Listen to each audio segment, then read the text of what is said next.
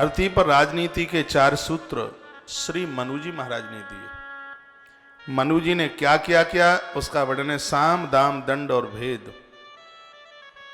ये मनु जी की ही पूरी दुनिया में आज जो राजनीति हो रही है, जो राज सत्ता है, जहां राज सरकारें चलती हैं, ये सब दिया हुआ श्री मनु जी महाराज का है।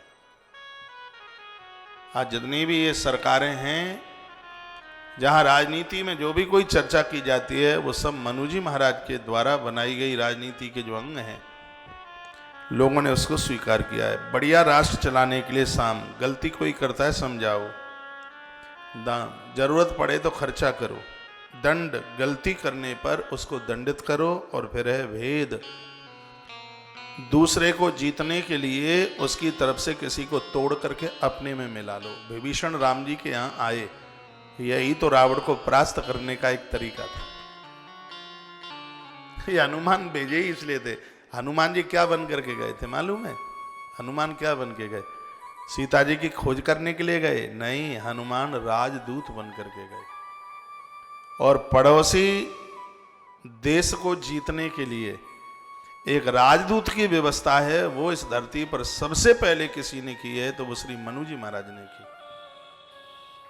राज्य के 7 अंगों की स्थापना मनु जी के द्वारा हुई है। कोई भी देश इन 7 चीजों के बिना चल नहीं सकता। ये श्री मनु जी महाराज, देखिए इन ऋषियों ने क्या क्या नहीं दिया हमें, सुन ले। श्री मनु जी महाराज के चिंतन ने कहा था, किसी भी देश को चलाने के लिए एक स्वामी चाहिए, राजा चाहिए। फिर वह कहते हैं अकेले राजा से देश नहीं चाहिए चलेगा, मंत्री चाहिए। फिर वह कहते हैं कि राष्ट्र चाहिए, और राष्ट्र के छोटे छोटे टुकड़े गांव पुर चाहिए। फिर वह कहते हैं कि राज्य को, राष्ट्र को चलाने के लिए कोष चाहिए, और दंड और मित्र, ये 7 चीजें राष्ट्र को चलाने के लिए इन्होंने 7 अंग बना के तैयार किए। आज भी राष्ट्र को चलाने के लिए एक राजा होता है तो उसके मंत्री होते हैं।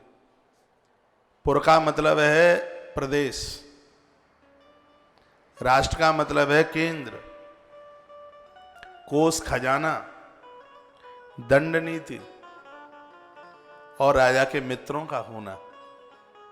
ये किसी भी राज्य को, किसी भी देश को, किसी भी सत्ता को चलाने के लिए इन 7 की आवश्यकता होती है। ये पूरी दुनिया को श्री मनु जी महाराज ने दिया।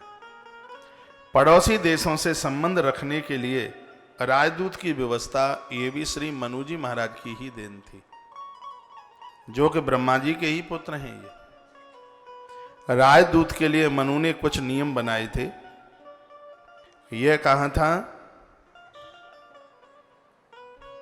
कि जिसको यदि राजदूत बनाया जाए, एक तो वो धूम्रपान करने वाला ना हो, मद्यपान करने वाला ना हो, और स्त्री लंपट ना हो, सत्यवादी हो, पवित्र कुल में जन्म लेने वाला हो।